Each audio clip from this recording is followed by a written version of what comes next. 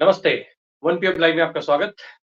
इस समय राजस्थान में जो विधानसभा चुनाव के मद्देनज़र सियासी सरगर्मी जो है वो लगातार तेज़ी से बढ़ती जा रही है। वहाँ की जो खबरें हैं, वो लगातार बदल रही हैं, हर हमेशा जो है वो नई-नई खबरें सामने आ रही हैं।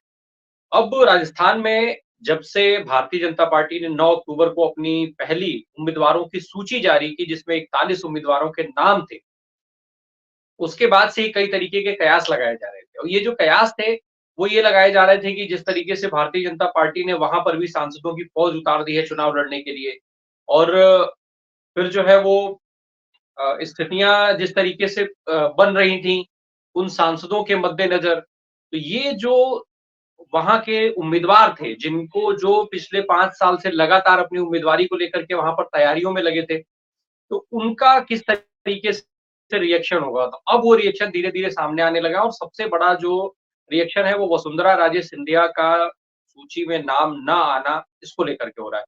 वसुंधरा राजे सिंधिया को जिस तरीके से भारतीय जनता पार्टी का शीर्ष नेतृत्व पिछले कुछ समय से किनारे लगाने में लगा हुआ है, उसको लेकर के लगातार विरोध देखा जा रहा था। बार-बार ये हो रहा था कि वसुंधरा राजे सिंधिया के समर्थक जो है आखिर कब तक शांत रहेंगे? तो अब इन चीज़ों की जो इनका जो इनकी रिएक्शन जो इन लोगों का था, इनके समर्थकों का, वो भी सामने आ गया। वसुंधरा के समर्थक जो है अब धीरे-धीरे सड़क पर आने लगे हैं। तमाम वसुंधरा के खेमे के जो नेता थे, जिनका टिकट काटा गया है, उनके समर्थक खेमे उनके जो समर्थक हैं, वो सड़क पर उतर रहे हैं, विरोध हो रहा है। यहाँ तक कि प्रधानमंत्री अमित शाह नरेंद्र मोदी और गृह मंत्री अमित शाह के नाम लेकर के बाकायदा उनके नाम से विरोध के नारे लगाए जा रहे हैं। तो ये जो स्थितियाँ हैं, वो सामान्य नहीं है विधानसभा चुनाव के मद्देनज़र। ओम सैनी सर, जयपुर, अजमेर, अलवर, भरतपुर, सांचौर कहीं जो अभी 1/4 सूची आने के बाद अभी ये हाल है कि इन तमाम जगहों से लगातार अलग-अलग तरीके के विरोध की खबर आ रही है, कहीं बवाल की खबर आ रही है, कहीं कार्यकर्ता विरोध में नारे लगा रहे हैं, कहीं मोदी और शाह को टारगेट करके नारे लगाए जा रहे हैं, उनका नाम लेकर के उनके विरोध में नारे लग रहे हैं। दूसरी तरफ जो बात आप एक शुरू से कहते आ रहे थे वसुंधरा राजे सिंधिया फैक्टर को, वसुंधरा खुद तो भले ही शांत है, लेकिन उनके समर्थक जो है वो लगातार अब धीरे-धीरे उनका विरोध जो है वो बढ़ता चला जा रहा है, वो सड़क पर उतरने लग गए हैं अब। तो ये जो पूरी स्थिति अब बन रही है, वो भारतीय जनता पार्टी नेतृत्व के लिए कितना मुश्किल है या क्योंकि अभी 1/4 जारी हुई है उम्मीदवारों की सूची, अभी तो 3/4 पड़ी हुई है। तो ऐसे में उनके लिए कितना मुश्किल होता जा रहा है ये आगे उम्मीदवारों की घोषणा करना प्रत्याशियों को टिकट देना क्योंकि भई वो तो इस पे फ़ोकस कर रहे थे कि बड़े नेताओं को केंद्र से लेकर के आएँगे, तो जो है जीतने का फ़ॉर्मूला उनको एक ये दिख रहा था, कि उनको ये लग रहा था कि वो अपनी सीट भी जीतेंगे और दूसरी भी जिताएँगे। तो वो अपनी ही सीट पर इतना विरोध हो रहा है कि उनकी जीत संकट में पड़ती जा रही है, तो दूसरी के लिए तो फिर क्या ही कहा जाएगा? हम प्रकाश जी एक सारे दृश्य को कुछ यूं देखा जाना चाहिए कि राजस्थान में राजस्थान की भारतीय जनता पार्टी की कभी भी ये मनस्थिति नहीं रही कि उसको केंद्र से आलाकमान इंस्ट्रक्ट करे और उसके बाद उनके मुताबिक वो काम करें। ये सन 1980 में जब से भारतीय जनता पार्टी बनी है तब से ये दृश्य है, क्योंकि एक वक्त में संगठन का जो सिलसिला था वो भी बड़े मजबूत लोगों के पास में रहा। ललित किशोर चतुर्वेदी रहे, भंवरलाल शर्मा रहे, जो अब दिवंगत हो गए, ये लोग सारे दिवंगत हो चुके हैं।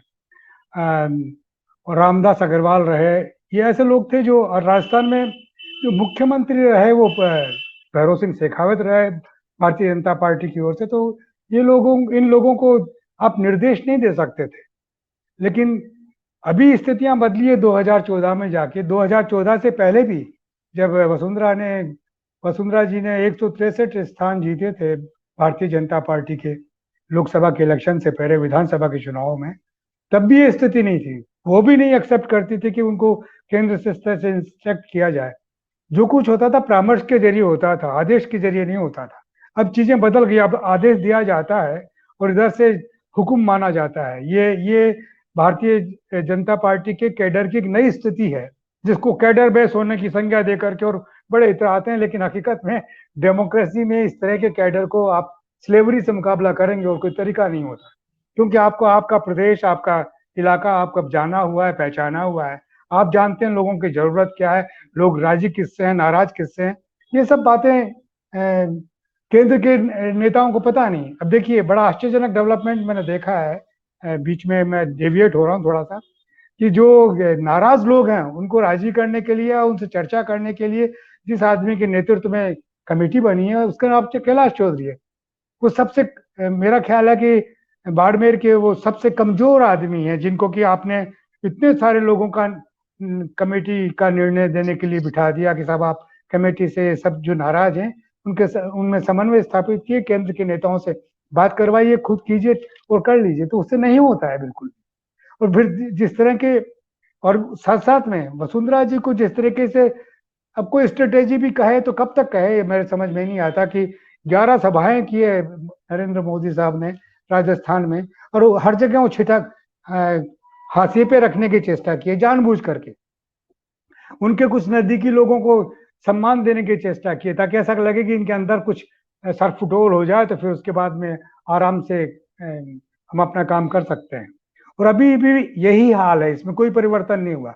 अब जाकर के और वसुंधरा जी के समर्थक लोग हैं वो कुछ कुछ बोलने लगे हैं।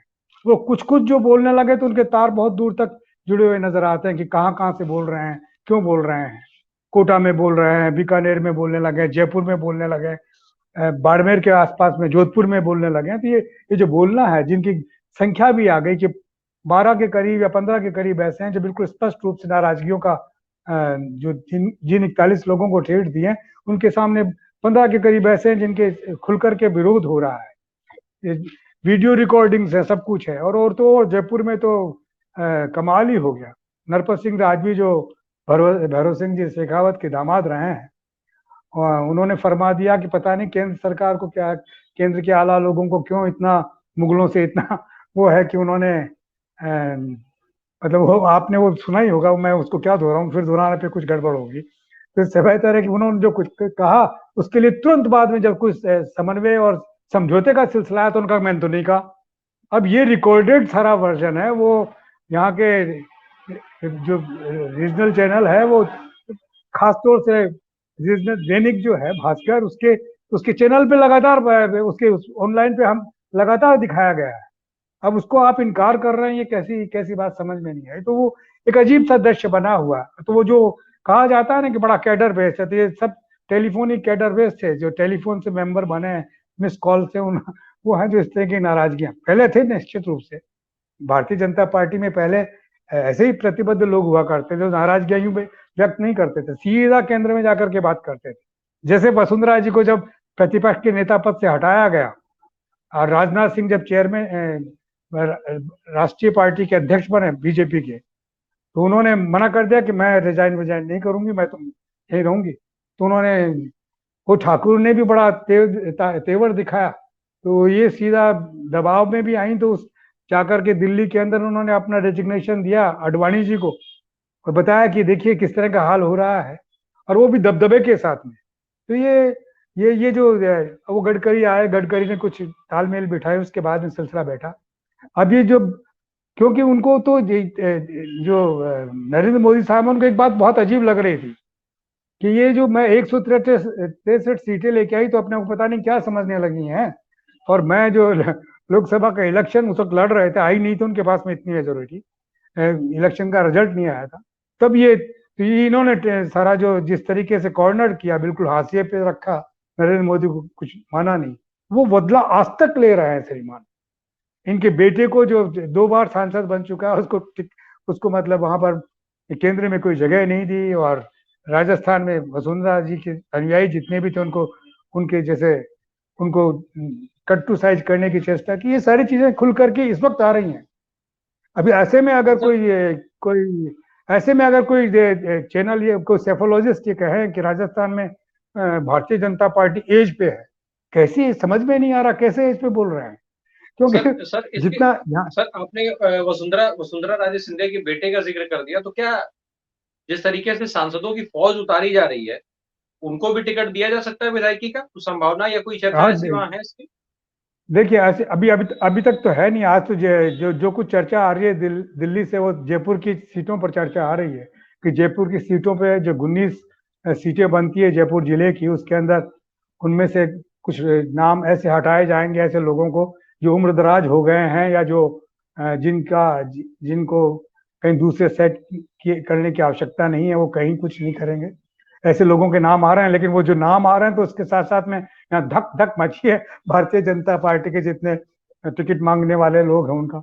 बाकी औरों के बारे में तो अभी कुछ पता नहीं, क्योंकि वसुंधरा जी, अगर कहीं वसुंधरा जी खुल करके आ गई तो भारतीय जनता पार्टी का तो जो होना है वो होगा, लेकिन साथ साथ में मेरा ख्याल है कि ये पहली चुनौती होगी जो राजस्थान से केंद्र सरकार को मिले, और अर्थपूर्ण चुनौती होगी, क्योंकि यहाँ लोगों का अपना कमिटमेंट बड़ा स्ट्रांग है।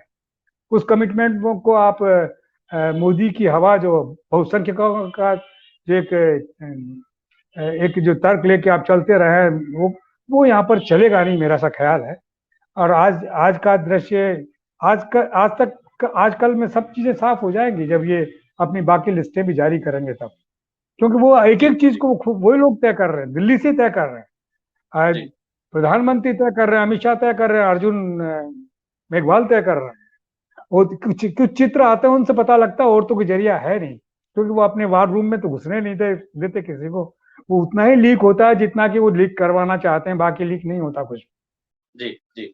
ओम सैनी सर, एक तरफ जैसे अभी डॉक्टर मील ने ज़िक्र किया कि चुन-चुन करके वसुंधरा के जो समर्थक हैं, जो उनके सपोर्ट वाले लोग हैं, उनका टिकट काटा जा रहा है। पार्टी तो ये कहती है कि भाई जो जिताऊ है हम उसको टिकट दे रहे हैं, ये जिताऊ नहीं है इसलिए हमने इनका टिकट काट दिया। तो क्या वसुंधरा के ये जो लोग हैं जिनका टिकट काटा जा रहा है, ये सारे के सारे लोग ऐसे हैं जो जिताऊ नहीं हैं? उन्होंने क्षेत्र में भाई जबकि पहले तो विधायक रहे हैं लोग, पहले मंत्री भी कुछ लोग रहे हैं। तो वो सारे लोग अब ऐसे हो गए हैं कि वो जिताऊ नहीं रहे, या ये केवल और केवल शुद्ध रूप से खेमेबाजी का खेल है, पहली चीज़। दूसरा, देखिए, कांग्रेस को लेकर के सर एक बात कर लें, कांग्रेस आखिर अपनी सूची जारी क्यों नहीं कर रही है? जबकि उसने कर्नाटक में ये देखा है कि उनकी सूची जब सब बहुत पहले आ गई थी और उसका फ़ायदा भी उनको मिला। तो और अशोक गहलोत पहले ही कह रहे थे कि हम 100 उम्मीदवारों की सूची हमको जारी कर देनी चाहिए। तो इतने समय बीत जाने के बाद भी अभी तक कांग्रेस अपने उम्मीदवारों की सूची जारी क्यों नहीं कर पा रही? ओम सर। देखिए, पहले भारतीय जनता पार्टी के बारे में बता दूं कि भारतीय जनता पार्टी का इतिहास रहा ये कि जो भी इनको छोड़ के गया इनके यहाँ से, वो वापस इन्हीं के यहाँ आ गया। और दो बहुत बड़े प्रभावी नेता मुझे दिख रहे हैं। एक तो घनश्याम तिवारी दिख रहे हैं जो राज्यसभा के सदस्य हैं इस वक्त, वो आए भी और उन्होंने पार्टी भी बनाई। जब पार्टी कोलैप्स हो गई तो उन्होंने कांग्रेस भी ज्वाइन की, कांग्रेस में जब नहीं तो उनका वापस आ गए और वापस भारतीय जनता पार्टी में गए और वापस राज्यसभा के, ये देखिए कितना आश्चर्यजनक है, वापस राज्यसभा के मेंबर बन गए। दूसरे डॉक्टर चोड़ीलाल मीणा है, उन्होंने भी, उनका एक रिबेल रहने का एक करीब 20-30 साल से तो मैं देख रहा हूँ कि वो भैरव सिंह जी के वक्त में भी रिबेल थे और वसुंधरा जी के वक्त में भी रिबेल रहे, और जाते भी हैं और फिर वापस आ जाते हैं, फिर एक्सेप्ट कर लिए जाते हैं, फिर वो निर्णायक हो जाते हैं। तो इनका यह है कि इनको वापस तो ले लेंगे वो लोग, क्योंकि इनका जो बुनियादी कैरेक्टर है वो वैसा ही है जैसा उनको सूट करता है, तो उसमें कोई दिक्कत नहीं होगी।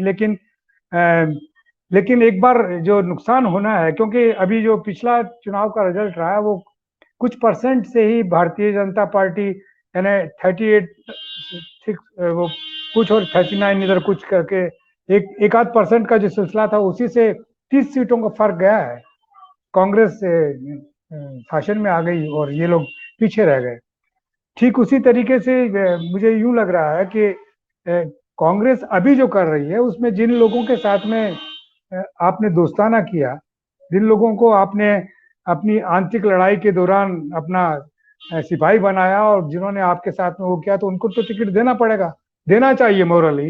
अब वो देते हैं या नहीं देते, इसी पे क्योंकि अब एक जिनके साथ में संकट था वो इस वक्त वर्किंग कमेटी में है, वो आला कमान में है, और आला कमान चाहता है कि आप लोगों की लड़ाई का दृश्य बाहर नहीं जाना चाहिए, लेकिन जितना जाना था उतना तो चला गया। वो जो ना इत्तेफाकियां जो कैडर बनना था उस तरीके का बन गया, उस विशेष करके उस समाज के अंदर जिसमें नहीं बनना चाहिए था। एकता होने के बाद में वो कांग्रेस का स्वर हो जाना चाहिए था, वो मुझ में उसमें नहीं ना ऐसा नजर आ रहा। मुझे लग रहा है कि वो वैसे ही कुछ अंदर ही अंदर कुछ बिगड़ा हुआ है सारा। वो उन्हीं लोगों को वोट देंगे जिन लोगों को आलाकमान में उनको टिकट दे देंगे, उन्हीं लोगों को, बाकी लोगों के लिए उनके कोई सिंपैथीज नहीं है, ऐसा लग रहा है मुझे। तो इन्हीं बातों पे चर्चा करने के लिए वो लोग अभी दिल्ली में बैठे हैं। अभी कल मुख्यमंत्री के सूत्रों से ये चीज लीक हुई, यहाँ भी तो सूत्र आते हैं ना कि 80 के करीब सीटें फाइनल हो गई हैं और वो घोषित हो जानी चाहिए। लेकिन जो दूसरे थे उनकी नाराजगी की वजह से रुकी हुई हैं। लेकिन एनी हाउ फिर एक बहाना ये मिला कि ये लोग बड़े धार्मिक निष्ठा वाले लोग हैं भारतीय जनता पार्टी की तरफ से, तो वो ये जो क्या कहते हैं इनको, ये जो इस वक्त चल रहा है, पितरों को जो दिया जाता है, श्राद्ध की जो सिलसिला चल रहा है, हाँ, पितृपक्ष में टिकट लेना देना, ये सब शुभ काम नहीं होते। और ये शुभ, वो तो करियर का सवाल है, तो शुभ हो रहा है सब कुछ इस पे, तो वो मेरा ख्याल है कि आज खत्म हो जाएगा। कल पहली लिस्ट मेरा ख्याल है कल आ जाएगी कांग्रेस की, और उसमें वही होगा। देखिए, मुझे कितना ही सजेस्ट करते रहे सेफोलॉजिस्ट के 40-50, जब तक उन लोगों को जिनको की करप्ट करार दिया गया है उनके टिकट काटे जाएं, तभी कांग्रेस का कमबैक होगा। मैं कह रहा हूं कि उनका टिकट काटने का मतलब संकट पैदा करना होगा। तो उनको 40-50 वो लड़े हार जाए वो अलग बात है, लेकिन उनको टिकट देना तो बड़ा असेंशियल है, क्योंकि आप कमिट करके आए थे और आपने कहा था कि आपके हम गार्जियन हैं, आपकी लुक आफ्टर मैं करूंगा। अब आप क्या लुक आफ्टर करेंगे जब आप टिकट ही नहीं दे रहे हैं? तो ऐसे इतने टिकट, अच्छा उनका ये कहना है, दूसरा पक्ष जो बैठा हुआ है वर्किंग वहां पर कांग्रेस के आला कमान में, वो कहते हैं कि इनको कैसे दिया जा सकता, तो फिर वो इधर वाले कहते हैं कि उनको कैसे दिया जा सकता है जिन्होंने बगावत की थी। तो इन सब चक्कर के अंदर सब रुका हुआ है, और मुझे लगता है कि कल तक ये सब चीजें सामने आएंगी, और वो आने के बाद ये हम लोग ठीक से बता सकेंगे अब क्या हाल है, कांग्रेस कहाँ है और भारतीय जनता पार्टी कहाँ है। लोगों के अंदर जो जो गारंटीज के साथ में जो चीजें देने का सिलसिला किया, उनका कितना इम्पैक्ट है, क्योंकि अभी तो ऊपर नीचे हो रहा है, बिल्कुल बीपी की तरह से, कि कभी लगता है कि आज तो कांग्रेस बहुत आगे निकल गई, फिर लगता है कांग्रेस संकट में पड़ गई। तो इन सब चीजों का सिलसिला कल परसों तक सामने आएगा। और ये तय है लेकिन कि सेफोलॉजिस्ट का मैं कहना चाहता हूं कि जिस तरीके से उन्होंने 90,000 का कहते हैं कि वो लिया था, लोगों का इंटरव्यू किया जगह जगह जाकर के, लेकिन उनमें ये नहीं देखा कि वो बताते हैं कि कांग्रेस के जो नेता है, मुख्यमंत्री हैं, वो तो बहुत लोकप्रिय है, लेकिन 40 के करीब ऐसे लोग हैं जिनसे उनकी लोकप्रियता खत्म हो रही है और कांग्रेस को उसका नुकसान होगा। तो इंडिविजुअल से थोड़ी गाइड, पार्टी के हिसाब से सोचने का सिलसिला होना चाहिए था, उसी को बेस करके सर्वे होने चाहिए। जो सर्वे हुए हैं वो इन लोगों ने अपने अपने हिसाब से कर ली, इसलिए कोई निगाह नजर नहीं आती। बाकी देखिए, 600 का सिलेंडर मोदी जी दे रहे हैं और 500 का सिलेंडर राजस्थान दे रहा है, तो वोट किधर जाएगा? फिर भी अगर वोट नहीं मिलता है कांग्रेस पार्टी को, और पुरानी पेंशन के लिए जो 3-4 लाख लोग इकट्ठा हुए हैं, जिसको कि बिल्कुल मीडिया ने काट के रख दिया, दिल्ली में रख दिया, इधर रख दिया, उन लोगों को वोट किधर जाएंगे जिन लोगों को लाभ मिलने जा रहा है? किसानों को जो राहत का सिलसिला बना है, कितना ही बोलते रहे हैं कि साहब किसानों के कर्जे माफ नहीं हो, लेकिन ये नहीं कहते कि जो हमारे सार्वजनिक बैंक थे जिनका कि हम कुछ कर सकते थे, पहले सेटलमेंट कर सकते थे, वो हमने नहीं करवाया, वो नहीं कहते। वो ये कहते हैं कि सब किसानों के कर्जे माफ नहीं हुए, बेरोजगारों को कहते हैं कि भत्ता नहीं दिया। ये नहीं कहते कि जो देना जिस तरीके से देना चाहिए था उस तरीके से नहीं दिया, बाकी दिया है। तो ये सब चीजें, लेकिन जैसे ही दोनों सेनाएं खड़ी हो जाएंगी तब हम इनका मूल्यांकन कर पाएंगे। आज तो यही कह सकते हैं कि इधर बड़ी लड़ाई हो रही है, रो पीट रहे हैं लोग, क्या मैं टिकट कैसे नहीं दे रहे हैं, क्या नहीं दे रहे। तो अभी तो सिर्फ भारतीय जनता पार्टी का वो स्वरूप सामने आया है, कल से कांग्रेस का भी जब आएगा तो बड़ा रोचक दृश्य होगा।